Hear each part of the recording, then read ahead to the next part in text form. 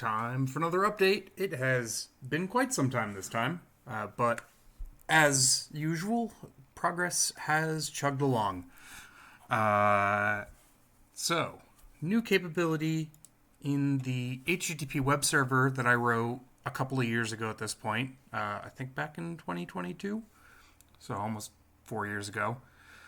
And it's great. I've been using it in a bunch of projects. A lot of it is quite extensible, but it's been missing a really key feature that makes it a bit of a pain in the butt to use if you want to programmatically generate the web content.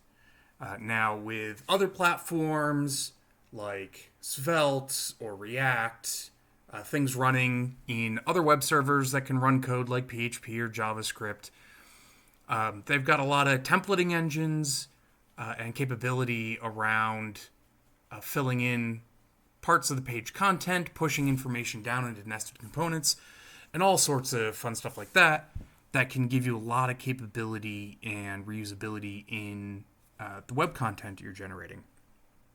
Now, previously, what I was doing in Volatus was I had these controllers. So a controller is a child of a controller base class that's part of the HTTP server. User applications or intermediate libraries can create their own children controllers to provide some functionality. And they will typically respond to some path. So this is the home. So this only responds to the root path. And this actually isn't used anymore. But what it would do is use a big string and a couple of string replaces to fill in some of the information.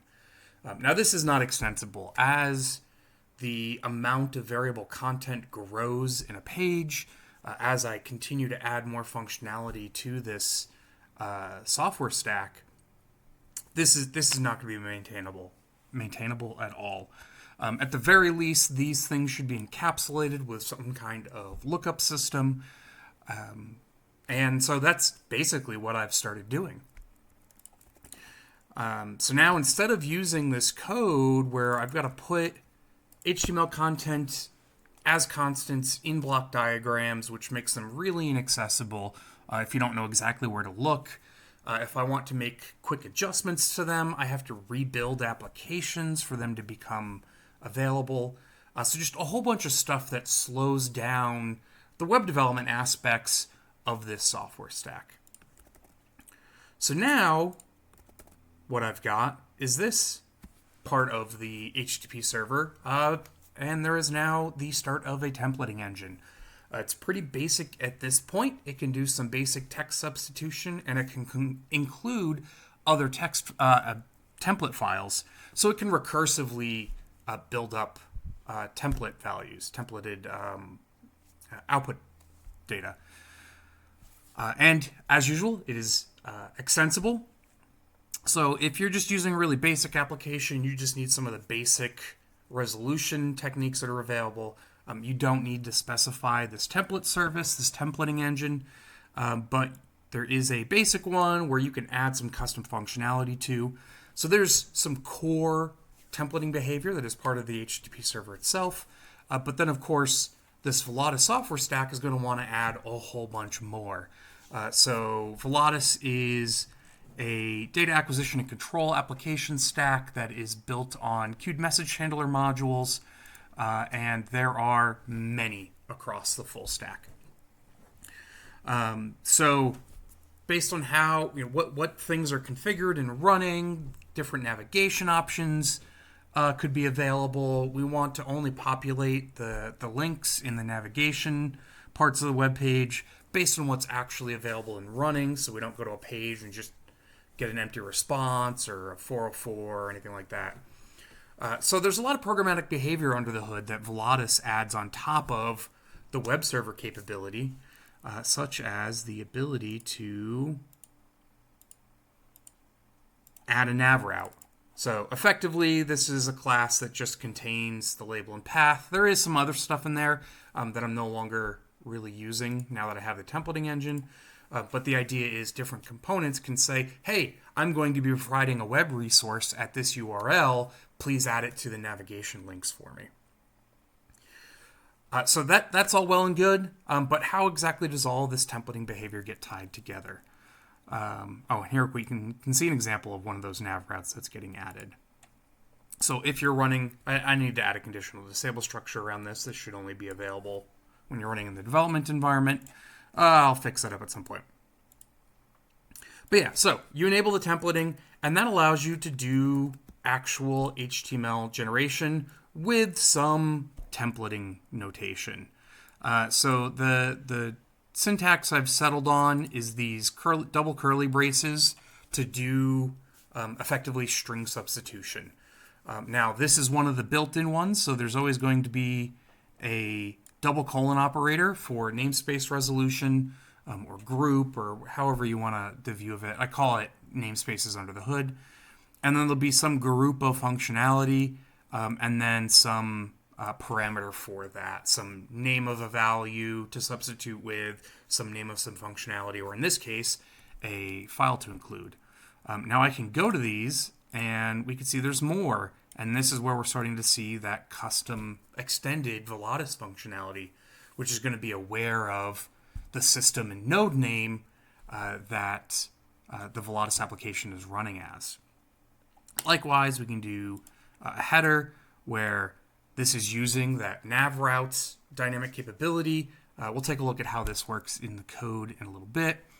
But now this is letting me very quickly and easily tweak HTML files that get served from disk, so I can have this open in VS Code, make tweaks to this, reload the pages in a browser, and see the effects of that. So if I go ahead and run this little demo app, and then I go to this page, we can see I get nav links. Now these don't go anywhere yet. I'm working on changing how these work. But these are two of those dynamically registered nav links. We can see the title up here demonstrates that it's doing the string substitution, more string substitution here. And the top level index page doesn't have the included style sheet. It includes another file that includes the style sheet. And the different pages can then include the standard header that should be available on every page. So this way, every page that I'm serving with this, if I just include something that includes this include header HTML file, I'll get that standard layout as part of any pages with just a little bit of boilerplate of having to tell it to include that header. Similar for the footer. So we can see this is what's pulling in some JavaScript functionality, which is actually empty. There's nothing in there yet, but some placeholder as I figure out how I want all this to work. The other thing you can do is have locals. So this is something where the code can provide what these substitutions should be. And if I do another example of this, nope, this file isn't used anymore. Let me just throw this in here as an example.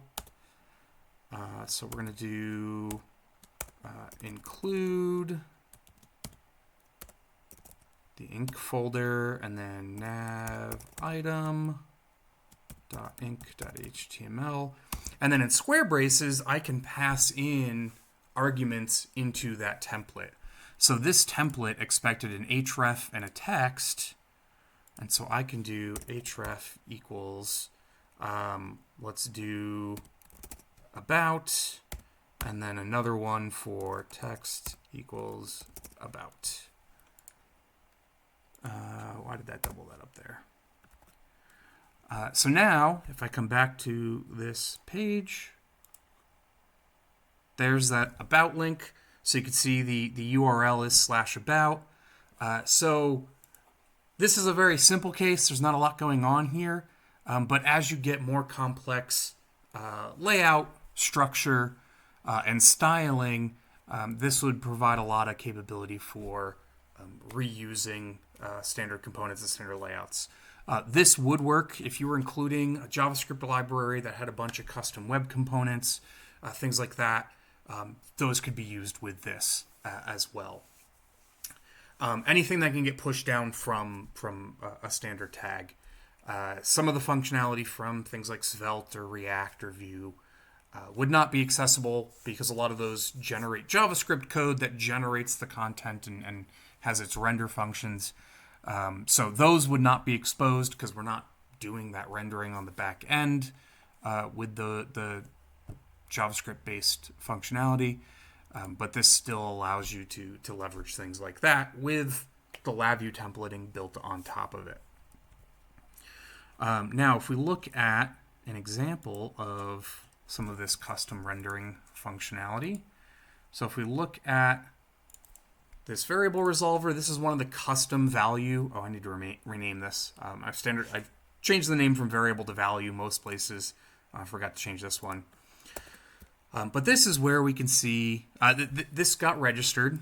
If we back up a step, I want to go to Volatus core, register HTTP. So this is where we've added this resolver, and we've given it the namespace name of Volatus.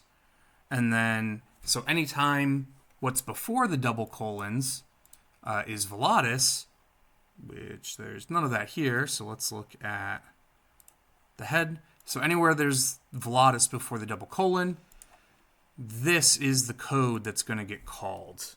Where did I put that again? This child class of the value resolver interface is what would be called to provide the replacement value. And so what would get called is here. It's going to pass in that value name. And we can see system. It just pulls the system name. Node, it pulls the node name. And then nav, this is where it's going to request an array of classes from the HTTP manager module, which is where all of those nav route registrations get tracked. It's going to pull that information out, build up a map for those locals. So again, that's the text and href values. So href and text. That gets stored in a map. And it's saying use the include folder, the inc folder, nav item, include HTML to render a string for us that I can then do a little bit of extra wrapping around. It probably would be a better idea to not have any HTML like this in the code at all. I am working in that direction. One of the things I want to be able to handle is the notion of arrays and objects as part of these templating values. So you could have constructs like for each loops. So for each nav item, render a nav item. But for now, this at least is way more flexible than how I was doing it before, and allows me to much more quickly iterate on all of this. So for instance, if I wanted to add a class, nav card, and then I'm going to, in the CSS, let's do a, actually, let me just, yeah, let's do that as a class. Border radius. I can type 3px, background, color, let's do var, Volatus, card, and yeah, let's just see what that looks like.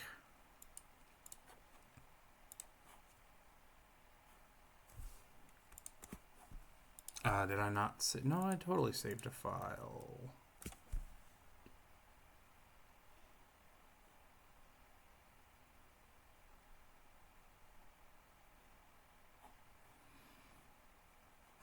What did I mess up?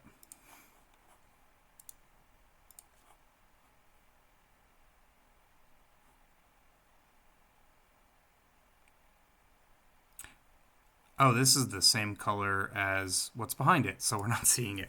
Let me just replace that color real quick. Let's do...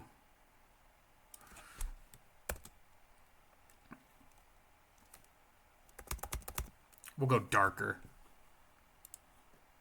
And, okay, so need to add some padding.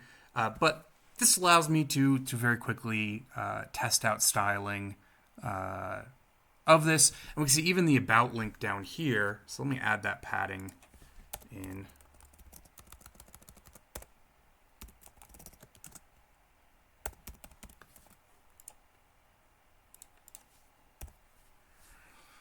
And so even this link down here is getting that same shared styling.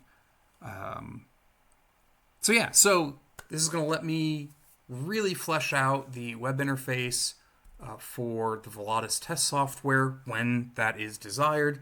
Of course, that it becomes available anytime you configure the HTTP port for a program. So if I look at the config, this has an HTTP port. This DAC test node has an HTTP port configured, so it enables the web server functionality. And this will allow me to embed config editors, information debugging, interfaces provided to other software, Python scripting, things like that that can make web requests, can easily be available to all of that stuff and serve as just the user interface instead of relying as much from a LabVIEW application.